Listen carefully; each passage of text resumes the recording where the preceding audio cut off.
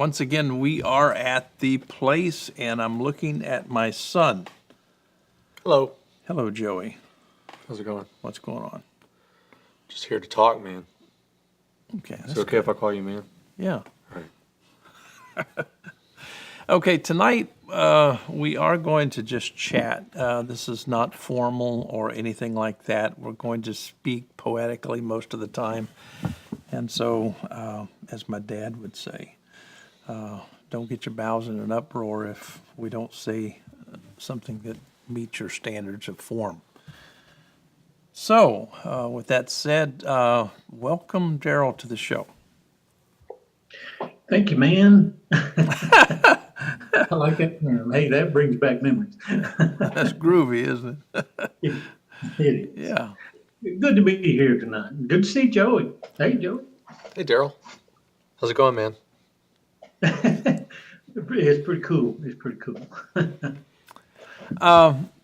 Diana. I am the ones earlier, and you can't beat that. Diana, say something that's very, very powerful while I go back to the control room, okay? I'm going to put you on the spot. Say something golden. Oh my! I think we may have come to the wrong place for something profound here. I love the topic today. I really do. I don't know exactly where we're going to go with it, but it seems rather germane, considering Dr. Krause's statement earlier. I don't know if we'll have time to explore that or not, or maybe that's another show. But yeah, this is a very, very interesting topic. I'd love to explore it, just chat about it today, and maybe we can go with it in depth at another time. And hey, Joey, it's good to see you again. Daryl, love to see you every time.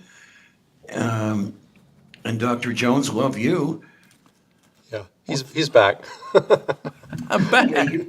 Yeah, you guys are great, which is a reference to something off camera just before we came on. One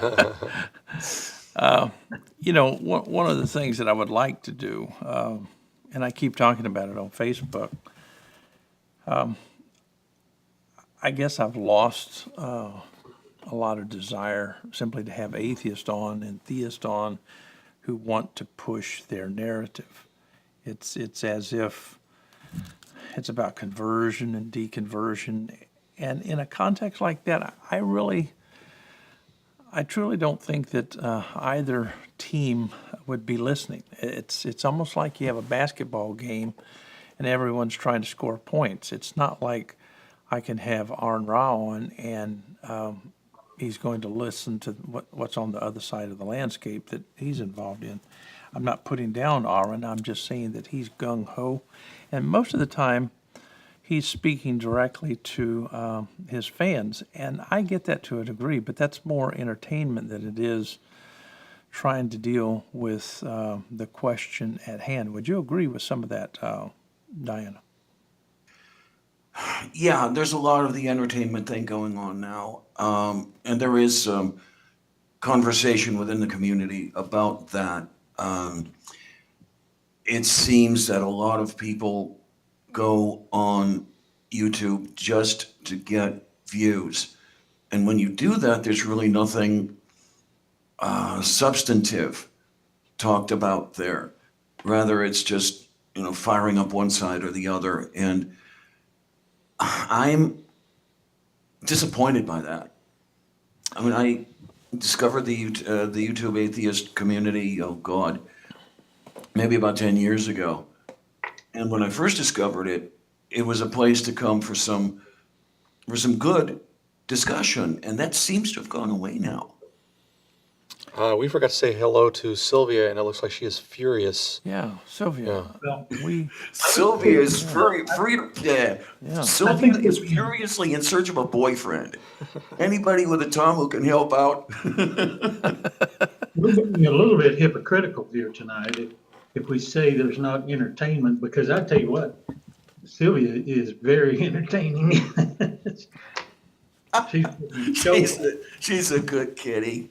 I love the kitty. I love the kitty. I love the kitty. I guess what I'm saying, back to the topic, is when I'm talking with Ra in person, when he's walking the streets with me of Pensacola, when he's in studio without the cameras on, he does want to get into the substance of what's on both sides of the landscape. And it was Jerry DeWitt. I don't know if you know Jerry. He was this Pentecostal pastor. Yes, I'm definitely familiar with Jerry. Okay. He pulled me to the side, and it was I almost cried because he said, I became an atheist, and now everyone's pushing me to push this particular narrative, and that's it. And he said, I feel like I'm in the same thing that I was in when I was in theism. And he said, today I state a lot of things I've written and things on this topic, but it's more marketing than it is a conversation. That's the thing that really alarms me about all of this. It's not like Richard Dawkins is sitting down saying, let's do what NCG is doing. In other words, we want to put models, theistic models on the table, lots of them. We also want to put atheistic models on the table.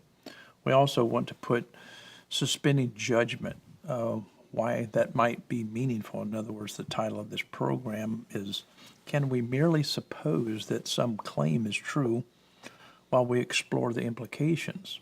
Bob and I do this all the time. So we put things in a theoretical sense. And so I can build model A, model B, C, D, and E.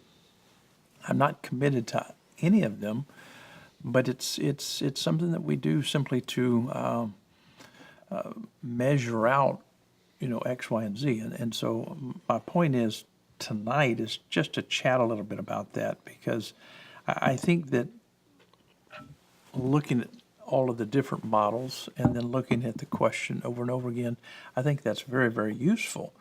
But I think that batting the ball back and forth, trying to get people to become committed to one ism or the other, I think, this is truly what I think. I think it's crippling our ability to think. It's like a scientist when they approach, whatever discipline that they're in. If they become so committed, so dogmatic, that's all they can talk about, and they're not listening to anyone else. That's not the way that science works. You need a community of people talking, sharing different ideas and different models, and we need to go to the market board and compare the different models, and we learn from them. And one of the worst things that you can do in science is just, leapfrog, right into an ism, like theism or atheism. And I keep saying that atheism and theism have nothing. And Sunday morning, I simply offered an ancient, not my mindset of theology, but it was something that came to us from the ancients, and it was simply this, son.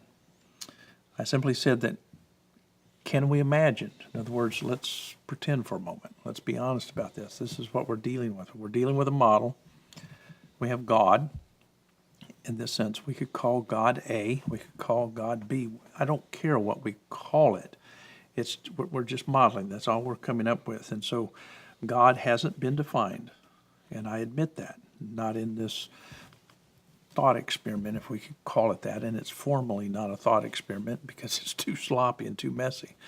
But if we could just think for a moment about what this would help us to do, that is to think about God, that is in being subsequent to, and I shouldn't use the word being, and I'm struggling here because many times when you say being or whatever, all of a sudden you have people throwing existence at it because we're getting into ontology. And so let's just say God is A, and let's say existence is B, and let's say that none of B is A and none of A is B. Does that make sense, Diana?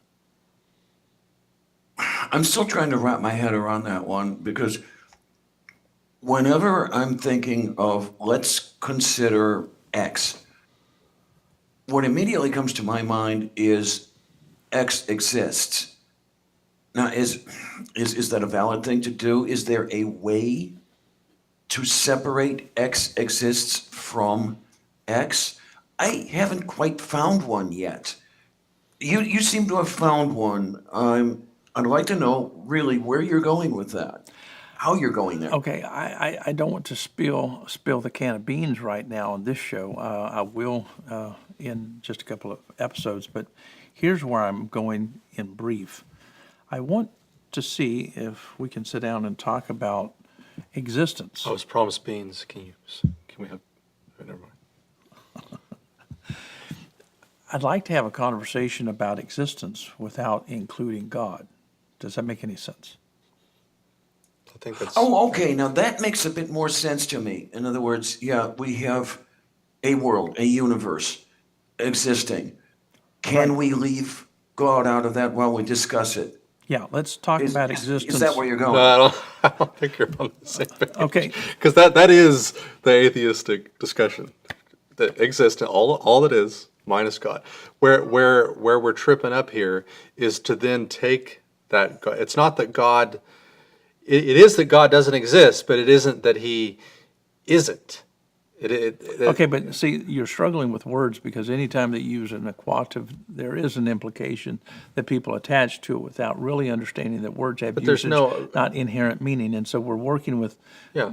The best that we can work with. And And so this you is must why- beg everybody to understand the difference between existence and being. You must beg them, for the sake of this discussion, to make a distinguishment. Well, what I'm begging for, I'm pleading for, is when we have conversations, we not read all of our baggage into what I'm saying or what Right, others so you are have to- saying. And so I'm simply setting up this. If B is existence, and if A is God, and if none of B is A, and if none of A is B, that should be clear. D.B. Cisco says, if A not B and B is existence, then A does not exist, which I think, That's my point. right. My But point that is. doesn't mean that A isn't part of the But scenario. But here's the naive approach that many philosophers have taken. It's, when it comes to the question of God, let's just deal with existence, and that's it. In other words, they don't want to look at models that theologians have been using. I should say theologians/philosophers. They have been talking about God well outside of the modality or the axis of existence for a long, long time. And then when you hear them say existence, it's like, I don't have another word, but I'm certainly equivocating because my usage of existence is, resting on a completely different axis. And so many times people, what they're doing, they're conflating the two. And so to conflate existence with God in this context of this model, okay, forget all the other models. Just talk about this model alone. Can we talk about existence without conflating existence with God? Can we talk about God without conflating God with existence? You have existence, and God is outside of existence. Diana, Don't even know if the word outside is applicable there. It is, okay. So Diana, Sunday, Jesse brought up a really good scenario that really helped, because I have struggled to get this in my head as well, but it helped. His example, or where we went in that discussion, really helped me, and I thought perhaps it helped you too. And so let me try to recreate that. I don't know if any of you guys have ever played any video games like Call of Duty or any game where there's a person and there's a world where that person exists, and you're playing that video game. You're looking at the world. You got to imagine if those people in that video game were alive and sentient, and they actually had feelings and they actually had consciousness. Would it be possible for them to see anything beyond the realm of that video game? And the answer would be no. That the video game was created, and it was designed in such a way so that it is absolutely impossible for them to see outside of that video game. But the video game does have a maker; it has a creator. So in that sense, if you think of the video game as existence and the video game designer as God, for the character in that video game, that video game is all that is. There's nothing more than that, and there's no way to see beyond that. And that is how that character defines existence, in the same way that all that is here is the way that we define existence. But that is not to suggest that there's nothing outside of it. But if someone were trying to misunderstand what you're saying, they would say, oh, but both exist. Yeah, but I trust no one here is trying to misunderstand. Well, that's my point about suspending judgment. So many people will say, well, the gamer exists. And what I'm saying is there are various models of God that have absolutely nothing to do with existence. And so if we're going to have a show on existence, let's talk about existence. Let's define that well. And let's at least admit, and we need to do a show about, human beings, let's talk about our species. Do we have the cognitive capacity to wrap our minds around something, let's say, a God that doesn't exist? I'm not talking about like atheists talk about God. I'm talking about if there is a God, but he doesn't exist, but possibly, and I'm just looking at this theoretically, what if this God created existence to evolve and is enjoying the process of what evolution does? Okay, let's see if I've got this one now. Okay, do I take it correctly then that you're saying if we define existence as those things that we can interact with, those things that we can see, touch, smell, kick in the nuts, the whole bit, and if there is something outside of that, sort of like a couple of years ago, you did a show or two on the ball. You're holding a ball, and okay, somebody inside that ball, do they know what's outside, if I've got that correct? So if you're going that way, that's one of the things that I've been talking about. Is it possible that a supernatural God would be apart from what we can experience? So we don't see that God, but yet that God is out there somewhere. Do I have it? I think you're getting close. For instance, if this rag represents existence, well, let's explore what existence is. But in a sense, everything that we've learned is based upon this rag. Would that be true? Okay, if you're just defining that rag to be everything that exists, yeah. Okay, this is Everything existence. we think about, see, everything, yeah, that's that rag. So the rag. So we build our models of philosophy. We build our models of everything.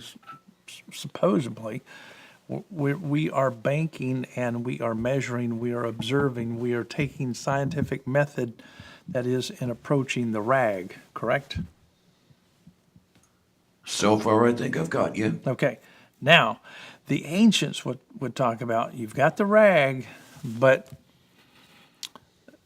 there's nothing about this rag that suggests origin.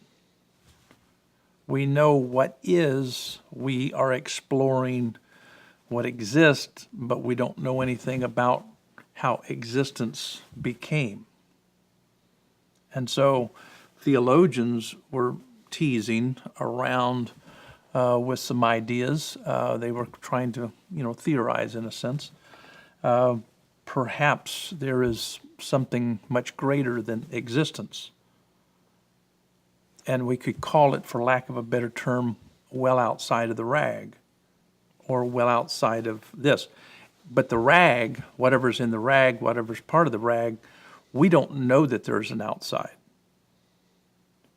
And there may not be. And so we can argue, yes, everything that exists is part of this rag.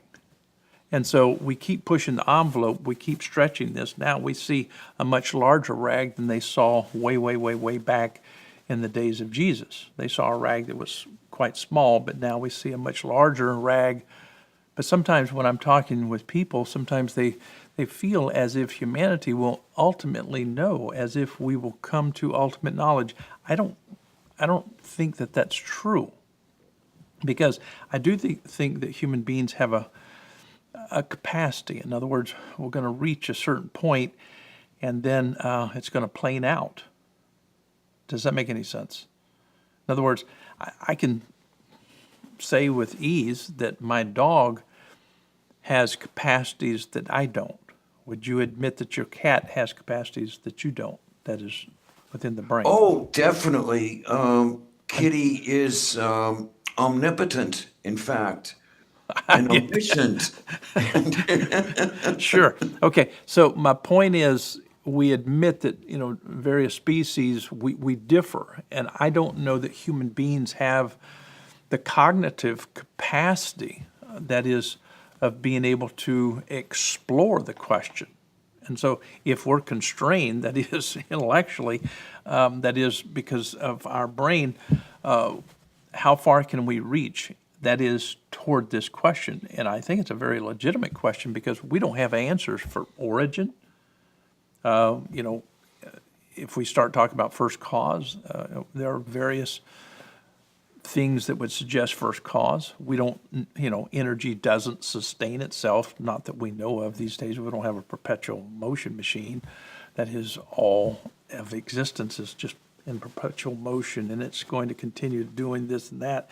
It's not eternal in the sense that it doesn't have a beginning, it will not have an end. And so when we explore the ancients would deal with what's called cycles time and also eros time, because they were not trying to rest upon one axis alone. Does that make any sense? And I'm talking about the ancients because we have moved way, way, way forward in a sense, and yet we are not even considering the arguments that were made way, way, way, way back in that day. And so that concerns me because most of the people I talk to have never considered exploring even the potential in a model. I'm just talking about a model of existence and then looking at the possibility of beyond existence. Now, I got to ask, how come the troublemakers, are you suggesting that the troublemakers are going to have a less of a problem creating trouble for your example than the example of a simulation? So a RAG versus a simulation? Because in a simulation, from the perspective of the character, there is nothing more. I get that. Yeah. I mean, I think that some people don't want to try to understand, what another is saying. In other words, this is why I don't like some aspects of philosophy, because typically what gets involved is people try to take a lot of stuff and they try to reduce it into a certain form so it will work. Yeah. But at the end of the day, it doesn't deal adequately with the details. So in evolution, that is an explanation of the, over time things change. When you look at it in a micro versus a macro sense, those are two completely different sets. And it's one is messy, one isn't. Yeah. And so most people are leaning on the one that's less messy, and they don't want to deal with the other one because, it's just, this may challenge us. And I think that if we can explore the question without the bias, in other words, is it possible that we can suppose that a claim or, let's say, a proposition is true just for the sake of exploring it? In other words, can we take model A and look at it? Can I present another model and let's look at it? Let's not just go through the theistic models, but let's also go through the atheistic models and why they are saying no God. And why can't we understand that a disciplined person would be one who would simply look at all of this as simply, a variety of models? Does that make any sense? Oh, absolutely. That's one thing that's done in mathematics quite a bit. It's called proof by contradiction, but it's coming from the same area I think I hear you coming from. Let's suppose that this proposition is true. Now let's explore the implications of that proposition in connection with the things that we already know. Is that basically where you're coming from? Correct. But if we admit that is the problems with what we call knowledge, we can see many, many shifts. And so we can't truly rest and say, oh, knowledge is something that we can rest on completely because our models of knowledge are not inerrant, correct? Oh, right. I mean, to be an errant, you would have to know absolutely everything as far as I can see. It's impossible. And so what we're playing around with at the end of the day, we're playing around with models of knowledge, models of belief, and belief is all over the place. One of the things that I wanted to get into tonight, but I'm not going to because we're going to do a very short show, the various kinds of reasoners and the types of reasoners and why. I would like to look at the doxastic models and also the epistemic models. And in doing so, I think that we can approach, namely, the question without as much bias as we typically do. And so I would like to present models not as if I believe in these models, but to simply suggest this is what the ancients were thinking about. Let's look at another one, let's look at another one, and then let's explore what others are suggesting. I mean, sometimes when church people get together, they will have someone step to the pulpit and they will make an argument. And the argument is similar to this. Look over at the piano. And people will look over there at the piano and they will ask the question, and it's a good question. Did the piano just piano itself there? I've heard that so many times, and that's a good point. In other words, we know that someone made that piano. And so the question would be, is there reason to believe that something so complex, and I'm not one who argues that what we have is without flaw. I see lots of flaws in everything. And so some people are trying to make this into a perfect creation. But isn't it true that I create, you create, Joey creates? People have been creating things for a long, long time. And so in my mind, it would be great to teach creationism in school because we're constantly creating. But the sense of creating that we're doing, it's more or less called manufacturing, correct? But sometimes it's not just manufacturing. Sometimes I see Joey as an artist, he gets extremely creative, and it's like, poof, he has a drawing that comes out that you've never seen anywhere else. And so It's amazing, isn't it? creativity is wonderful. Thank you. Yeah, you're good. And so my point is, I see a blessing if we start including creationism or creation models in a classroom to demonstrate that we human beings are, I can go into Pensacola and I'm seeing lots of things that have evolved. At the same time, I'm looking at things that have been created. Would you agree with that? Okay, yeah, I'm going to have to tread lightly here. I wouldn't mind creationism explored in the curriculum, but I would want that it not be presented as dogma. Yeah, we're not talking about fundamental creationism here. We're talking about just ideas like we're exploring here. The idea that something may have been created, and the implication being that the creator exists outside of the creation. And if it makes it any more comfortable for you to tread a little heavier, I would have to say that I am interested in exploring models in which things sort of came about themselves. Like, how could that happen?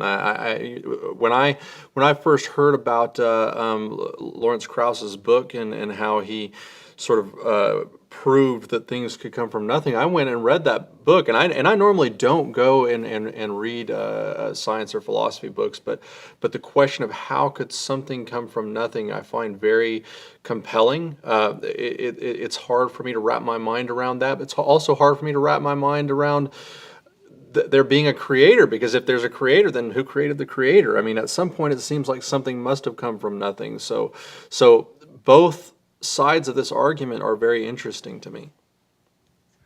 And to me as well. I'm still trying to wrap my head around Dr. Krause's contentions that, you could have what he defines as nothing producing something, and I'm still trying to wrap my head around exactly what his nothing is. And I did study some physics, but that was about 44 years ago, so physics has progressed far beyond what I knew then. When I So- have Lawrence Krauss back on this show, I'm going to ask why he's equivocating, because I think he intentionally took nothing to repurpose the term that so many theologians have been using. I'll push back on that hard with him when I get him back on. I've invited him time and time again, and he keeps saying, well, in a few days. He keeps pushing me off, but maybe again. But Well, he's kind of busy right okay. now. Well, I mean, he's becoming the most popular atheist on the planet. I get that. He doesn't have enough time to talk to people like me. I get that. But let's take the Bible. I barely have enough time to talk to That's people true. like you. That's true. But if we have this book called the Bible, if we put it into the classroom and we put it under examination, inquiry is, in my opinion, it's a valuable thing. When people start looking through the lens of scientific methodology at this book, I think some things are going to be exposed, and that would be a blessing. But so many people, what they're doing, they're trying to censor words, they're trying to censor books, that is out of the schools, they're trying to censor symbols, and they try to get rid of all this stuff. I'm simply saying, put the book in the classroom, in science, examine this. You can examine As a this specimen. in linguistic science. You can. You can examine this in anthropology and other disciplines as well. And when you do serious examination of this book, all of a sudden, all of these constructs of beliefs, they will fall apart, and that would be good for all of us. When I'm talking about creationism, I'm not talking about God. I'm looking at many things in the studio that have been created by humanity. Let's admit to what we create, and let's advance, that is, students understanding the difference between the creative models and the manufacturing models, and let's deal with that. And if we put more on the table, I think that it helps, us when we're dealing with a question in a different context. Does that make any sense? Yeah, I think it does. I remember there was a Bible as literature course when I was in high school. It was on the curriculum, and it's a shame I never took it because I might have been a lot more interested in that sort of thing a lot sooner than I was. Would have had more time to explore things. Now, put the Bible in the chemistry class, no thanks. But explore the Bible scientifically, as you say. Why not the Bible in the chemistry class? Why? You get the pages wet. I don't get that. The dating of the manuscripts needs to be dealt with, and this is very much a chemical process of dating, correct? Okay, well, yeah, what I'm hearing you saying there is the use of No, I- chemical methods to I'm simply perform a saying, dating, for example. I'm simply saying there is a great debate as to the timing of, let's say, when was this particular fragment authored? We need the data. You start collecting that data by throwing it into every discipline possible so people can offer their suggestions. That would be positive, correct? That would be positive. What I'm against is not using chemistry to explore, for example, the manuscripts. Oh, Sylvia, please. Because that, we study the chemistry apart from the Bible and then apply it to the Bible. What I am against is using the Bible to explain the chemical Right. processes. I think the fear of incorporating the Bible or any other religious manuscript into our educational system comes from the way that our current educational models cause us to think about education. When we look at education in elementary schools and high schools today, a lot of that stuff is not teachers teaching students to think. It's teachers spending all their time infusing students with information as if it is unquestionable and right. But that isn't a good education. A good education is providing information and teaching the students how to think about it. If you do that, there is no fear in injecting any kind of literature in there, because the literature is there to be questioned. This is my point.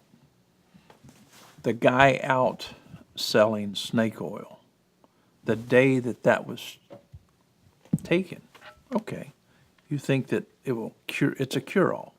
The day that it became examined, that is, when scrutiny, when people started looking at this to see what it really was, all of a sudden, when they started publishing that data, the guy selling snake oil, he looked like a fool, correct? Definitely correct. Okay, now compare snake oil to this book. What's the difference? I'm simply saying put the book under scientific scrutiny, inquiry, and you're going to have the same outcome as you have with this. At least we will have data that will be more efficient than what we have now. Simply because, let me give an example. The Catholic Church, unfortunately, has taken buttloads, so many manuscripts, and just kept them away from Protestant scholars. That's pitiful. It's a lot of loads. Yeah, that is. And so I what really we like get, those. I mean, the reason that we have so many different things that are confused within the theological world has to do with, oh, this belongs to us, you can't see it, you can't see it. And I'm simply saying the day in which we start putting all of this stuff into the room to be examined, we human beings are blessed. So we can bring the snake oil to school. We will examine that, correct? That would be good, correct? Okay, I'd like to see that. Yeah, okay.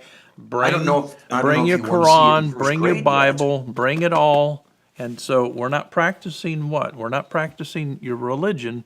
We're practicing putting this thing to the test, because you make all these claims, we're going to put this to the test, correct? What's wrong with that?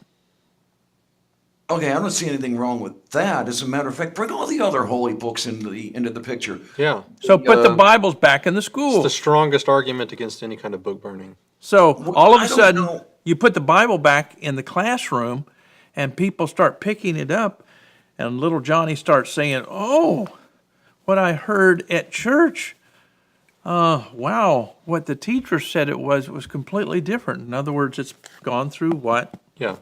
It's not brought into school Investigation. for the purpose of propaganda. It's brought into school Yeah, for the well, purpose that's of my scrutiny. thing. I mean, when you say bring the Bible back in school, I know what you're saying, and I don't think that that's what the fundamentalists in Tennessee have in mind. No, they're not. My point is, challenge them. Let's put the Bible back in school, and let's see what the scientific community within that Yeah. school system does with the Bible. Bring it back in the school and make And- them regret it. And I guarantee the Christians will Yeah, want I to don't say, like let's Joe. take the Bible back out of school.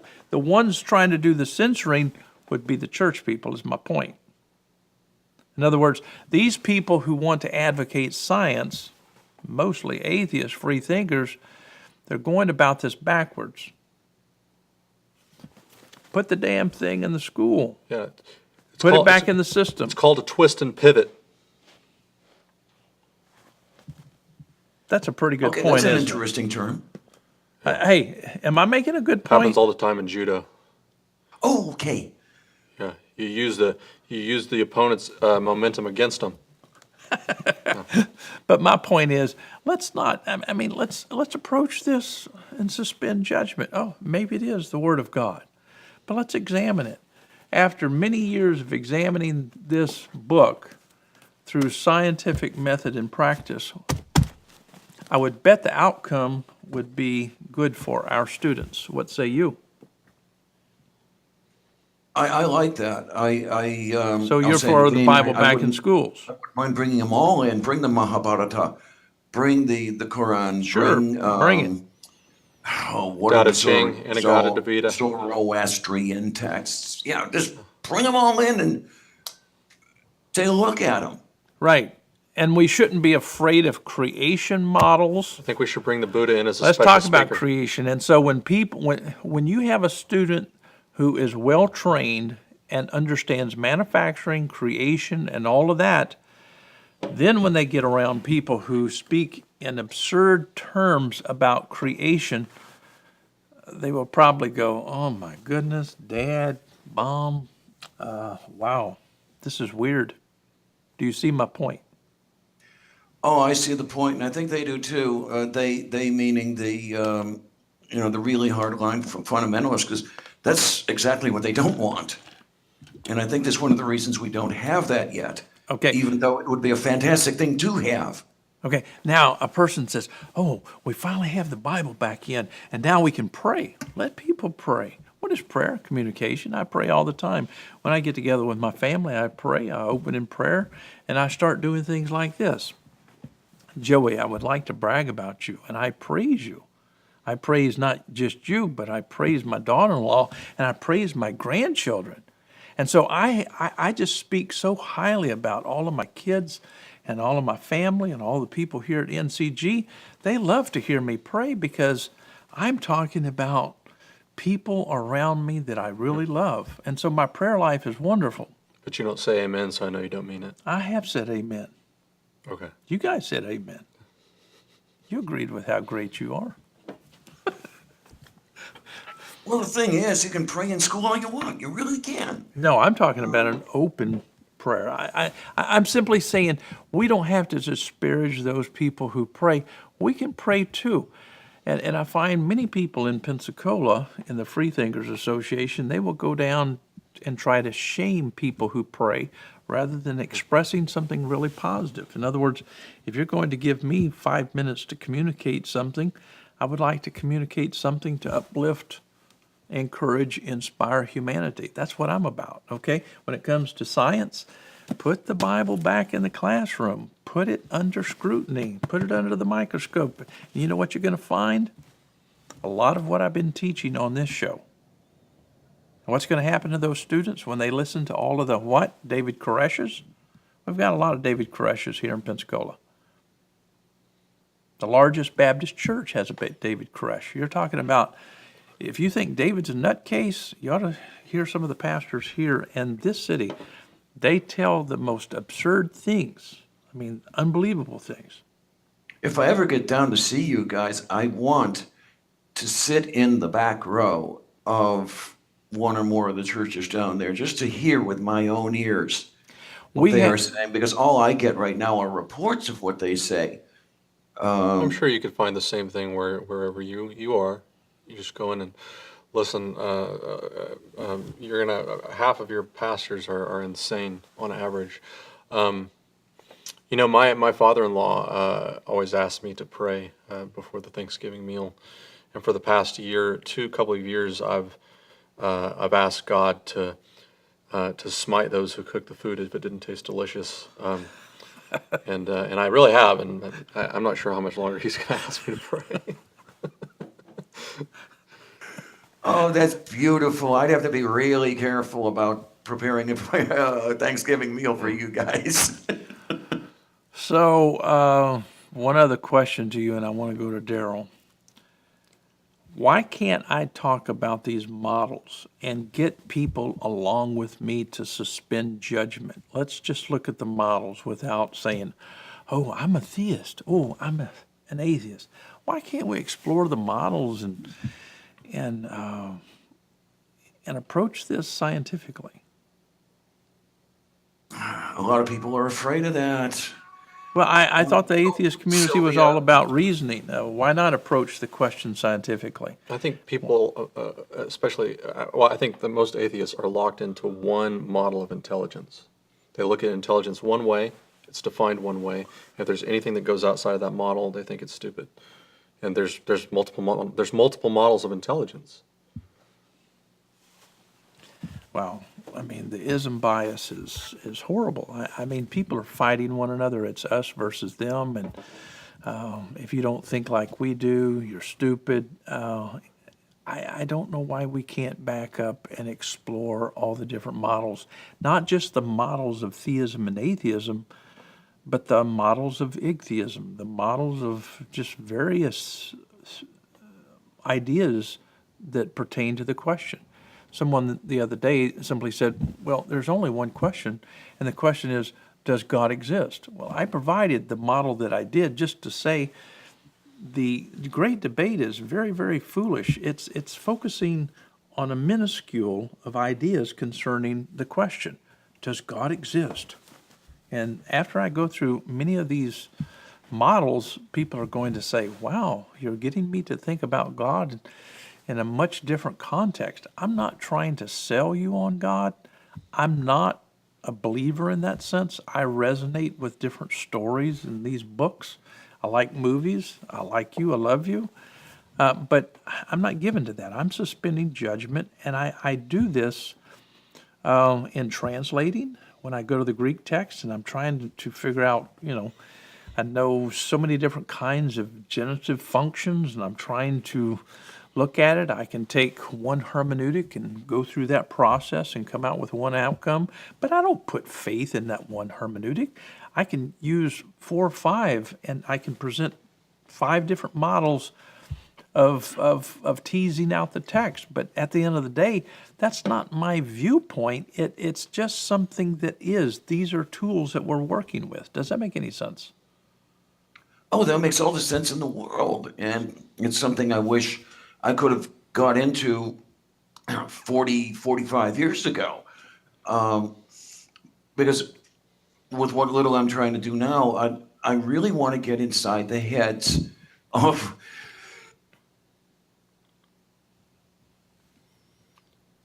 Somebody call 911. excuse me, please, a little coughing going on there. Getting inside in the heads of the people who wrote this stuff. What were they thinking? What were they trying to explain? Right. Yeah, that's a really That's a interesting beautiful question. thing to investigate. Exactly.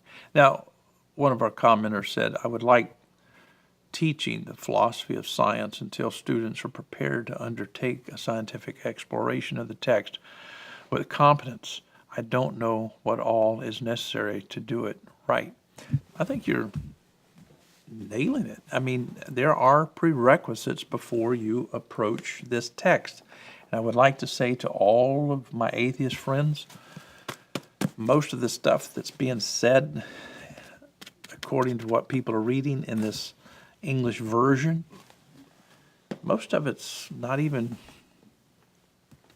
a good outcome of translation theory. And so many people are acting as if, oh, I found so many contradictions in the Bible and whatever. Boy, that's such an ignorant approach that is to the text. It's like all of the Old Testament is an abjad. The intention is for it to be like abstract art. That's like saying, I went downtown and to the art museum, and I looked at abstract art, and I found so many contradictions. Yeah. Well, that's just your interpretation. But I'm simply saying it doesn't make sense. So as that's to like what's saying going on. Picasso is so wrong. Yeah. Yeah, that picture that he painted of a tiger, I don't believe in tigers. I think you know what it can mean. Daryl, jump in. I haven't heard from you. Well, I was sitting here realizing I have an advantage / handicap, and that is that I spent so much of my days exploring that book that you're holding up, that you're wanting to put in the classroom. And, I constantly have little verses come to mind at different times for different reasons. And sometimes they're a handicap, and sometimes I even feel like it might be an advantage. For example, I was just remembering a verse that goes something like this: with God, all things are possible. And I used to think that meant that everything, anything, nothing's impossible with God. I mean, He can do anything. But when I think about it now, as far as what it might mean to me, it's kind of like, I'm not satisfied if I don't think there's possibilities, possibility is a pretty important word to me because, if I thought nothing's ever going to change, the people that are starving today will be, eventually starved to death. Uh, there's never going to be a time when mankind will say, let's consider the possibility of quit fighting each other and let's just, consider the possibility of even maybe ending war. And I could go on and on and on, and I won't. But even the question of God, if we're going to try to put a stamp of finality on that and say, no, there can't be one. It's impossible. There's no way. That would be like saying that nothing else is possible either. I mean, why would it not be worth the time of day? Like you're saying here, exploring the different models. I mean, it's not that we've exhausted all the possibilities, and so I guess that's kind of what tonight's discussion has kind of inspired in me. That's good. I've got a question I would like to hear from you, Joey. What's the difference between selling snake oil and theism and atheism? Well, one, you get something to drink. Might be good. Okay, Diana, same question. What's the difference between selling atheism and theism and snake oil? Well, I don't know. I guess it depends if you've got a snake you need to oil. Yeah, lube, let's- lube that snake up. Yeah. I Oh, mean, come on down here, lube that Get sucker around. up. Check the Getting tires on that serious here. snake. My snake is dry. Trying to get a little serious here. There's really not that much difference. Dr. Good is selling his snake oil, and Pastor Smith is selling his thing, and Richard Dawkins is, selling his thing. It's not going far enough as far as the atheism thing go. And this goes back to what I'm always thinking about is how are you using this stuff? I mean, are you using it as a ultimate authority? It says this in this book, and this is what we have to, and this is what I think it says, and this is what we have to do. And no, you can't do that. Those books, what's the term you use? Time and target sensitive. This stuff, as far as I can see it, was written for a particular people Right. in a particular time. We can't use it as it was intended to be used for them. Here's where I'm at with the question, and I may be way off base, but when it comes to theism and all of the models, when it comes to atheism and all the pushback, none of that stuff is testable, but snake oil is. And it Oh might be yeah, delicious. yeah. Try out that snake oil. See if you get what The guy said commenters are you get. agreeing with me. They said it first here, but I had made that point the other day. I thought that was brilliant that My they voice came up says with it snake before oil I is said it. testable. Yeah, snake oil is testable. That's the big difference. And so your notions of no God or God, let me tell you something. You guys have nothing compelling. Let's mature a bit. Let's move forward. We don't have to stay stuck in these isms. My goodness. You're not going to ask me that question? Yes, go for it, Daryl. What's the My difference answer- between snake oil, theism, and atheism? My answer may not be very popular, but I would say the money that can be made and the power. Well, you're making a great point. The man has a point. Yeah, you're convincing me to get into theism. I mean, you can make a lot more money in theism than you can atheism. And both have Yeah. their evangelists, and they are making money hand over fist. I mean, marketing that big red A is almost what Jimmy Swaggart's been doing, and Jim Baker. I don't know. I've built some websites for quite a few snake oils that have made a lot of money. I tell you what, I think I'm going to get a big red A T-shirt and I'm going to write some things over the top of it. I'm going to mess it up because I don't think, no, I shouldn't do that. I don't want to disparage anyone. If you find yourself in atheism, so be it. If you find yourself in theism, so be it. I just don't know why. My question is, why can't we simply suspend judgment? And some people are saying suspending judgment is what cowards do. Suspending judgment is playing it safe.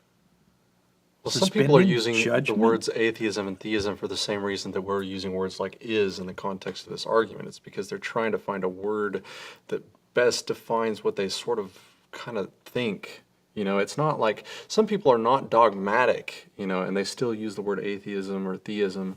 And, you know, and perhaps something is better, but we all, you know, language is limited and we're all struggling. But the point is well made. So, Yeah. yeah. I don't know. I would rather call Diana than an atheist or a theist or whatever. To me, she's a thinking person. The same thing is true with Daryl. Daryl, you made a valuable point. Maybe all of this chat about theism and atheism, it's all about marketing. Maybe it's about money. Maybe it's It does about, often become that. you know, people become popular in the theistic and the atheistic community. They become gods. Well, that's the real Oh, poison wow. of it. Is some of these guys have started out sincerely wanting to just explore and think through things, and they sort of took a position and they made good arguments. People got behind them. Now they're making money, and there's almost no chance that they're going to switch their position because it would destroy their livelihood. Right.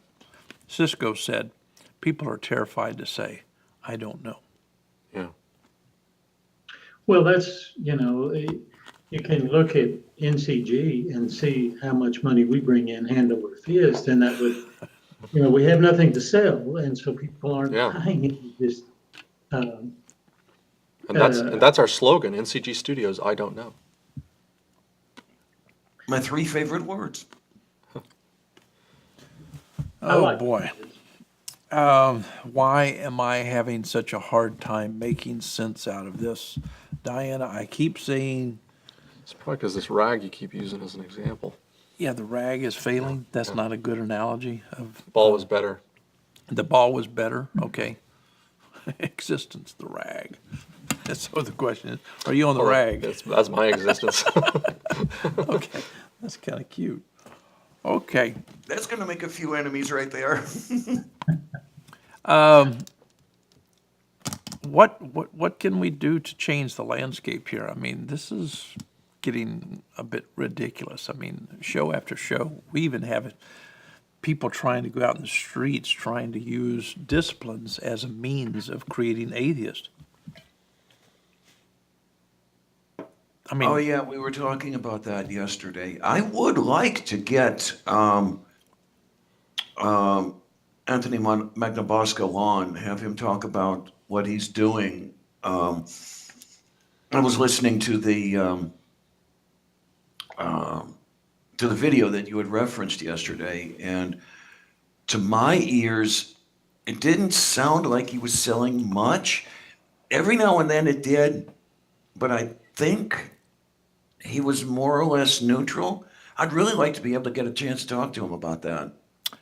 I think we're going to invite him, and I think he will come on the show because I would like to see people backing away from the isms. And I'm not trying to convert or deconvert. I'm trying to get people simply to say, wow, perhaps we jumped, you know, resonating with one of those isms. Or, you know, to me, it looks like this. Sometimes when I look at all the models, well, yeah, that's kind of neat. Wow, that's nice. Then when I look over here, I should be able to say, yeah, that's pretty good. And so why can't we borrow something from both? It's like we live in a world which it's so black and white. Some people are trying to say, whosoever's not a theist is an atheist. Have you ever heard the argument? I mean, they're trying to make that umbrella as large as they can. It's like a big circus tent, and that scares me. I think that's politically motivated. I really do. But Yeah. the people doing that have been on our show. Going, oh my God. Oh, yeah, David Silverman's a big one for that. Right. So is on Raw. Yeah. And as I say, it may be politically motivated in the sense that they're trying to get a larger number of voices in opposition to some of the, I'll call them truly horrible things that some people are doing in the name of their gods. Um, it's one way to go. I don't know if it's the best way to go. Right. Let me say one thing about street epistemologists. I have a lot of respect for you if you're doing something similar to what the Greeks did. They had the peripatetic philosophers. You talking about know-it-all hobos? Yeah. But Paul used a particular word, and he used it in respect of what they would do. They would simply walk. The universe itself was their classroom, and they would walk just all the time. That's why they were called that. But they walked and they talked, and they would take everything into consideration. And when they didn't know something, they would simply do like those on Mars Hill did. They would say to the unknown, we don't have an answer, but we can throw a term at it. And so it was a rhetorical device simply to say, we don't know. And so I so respect that. And so if you're involved in street epistemology, simply trying to up the game, trying to encourage people to get a better education, consider their methods, that is, in building their worldview, that's a plus point. If you're trying to convert or deconvert, oh boy, that's tragic. But with that said, do you have a final comment that's worthy of speaking about? Yeah. If you are enjoying these shows, hit the like button here. Share these shows out on Facebook, Twitter, whatever your favorite social media is. Do anything that you can to support what we're doing. If you really want to support us, go to ncgstudios.tv and click that contribute button. Buy us a cup of coffee or a brand new camera would really be appreciated. As soon as I pay off my move, I'll definitely want to do that. That's everyone watching. I mean, we have, what, 80,000 viewers right now? If every one of those I mean, gave everyone time, laughs. They we can buy a say, camera. if you want to go to a place where they have very few viewers, go to NCG. But, at the end of the day, a lot of major player YouTubers contact me and they say, I don't have any idea as to why your numbers are so down and ours are so far up. I don't know. That doesn't bother me as much as... Because people want to know, and we don't. Yeah, but we don't engage in controversy the way a lot of people do. Yeah. That may be part of it. And yeah, I said we. I hope I'm included. I just don't know what our problem is, but I need some people on who would help us out, and we certainly need your help. That is to move forward, and so without you, we go slower and slower. He needs a and slower. meal. He's starving to death. Yeah, I'm starving to I death. send him a bag of weed every month. Send out for donuts. Donuts are the best. Chocolate, yeah. Last comment, Daryl. Well, first of all, I want to say, Diana, you are definitely included. And then I want to say, we, and when I say we, I mean we as human beings, are by nature, we seem to be very competitive. We like to be right, or at least think we're right. And I think sometimes it may be, that's okay if we apply these things in the right way. One thing that we don't promote on NCG is being right or knowing that we're right or that sort of thing. But how could it be wrong if we were competing against things like poverty or, injustice or equity or inequity, I should say? If we competed hunger, people killing each other, what if we made that our competition? And how could we be wrong about that? But it doesn't seem like that's the thing that people focus in on. We just want to argue and fuss and not see anything change. And whether there's a God or whether there's not a God, I really think that we could make change if we got our focus right. So that's my final thought. That's good. Diana, final thoughts. I really love what Daryl just said. I mean, if opposing injustice is wrong, I don't want to be right.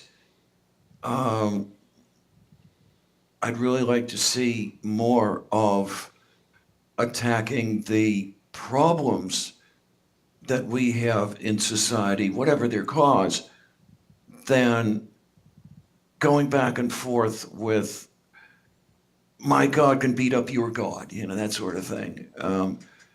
And I'm saying this as a person who leans atheist. Okay, I'm still there. I call myself that because a deity is not central to my worldview. That's all. Let's get to work on increasing well-being, decreasing needless suffering. Shouldn't that be what we're about? Amen. That's good. I really admire your thick skin, Diana. But if there is a God, he can totally beat up science. In this corner. Okay, son, final thoughts. I just gave you final thoughts. Come This is on. why I ended quality control so early, Sunday, because you go around and around and First thoughts. around. Second final thoughts, third final thoughts. One more. I've got one more. I got to share this. Okay, go for it. I learned a new word. The word is Easter. And I'm going to use it in a sentence. If I were to go to Pensacola and visit you guys, I would be Easter than I am now.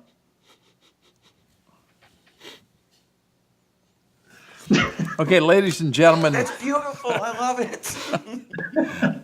okay, we do have some snake Yeah, oil go west, for young man. sale.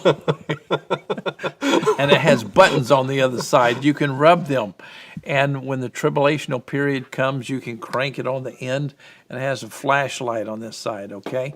And please start storing up canned goods, Oh, okay? man. End of the world survival kit. Yeah, Jesus is coming at any moment. Read your handbook, come in day and night, and pray that you will be counted worthy. Yeah. If you don't give your life to Jesus right now, you're definitely going to need a flashlight. Yeah, my High on goodness. the eastern sky. Yeah, And don't forget to buy that soup. yeah. With that said, we're out of here, and we love you so, so very much. Thank you for being with us.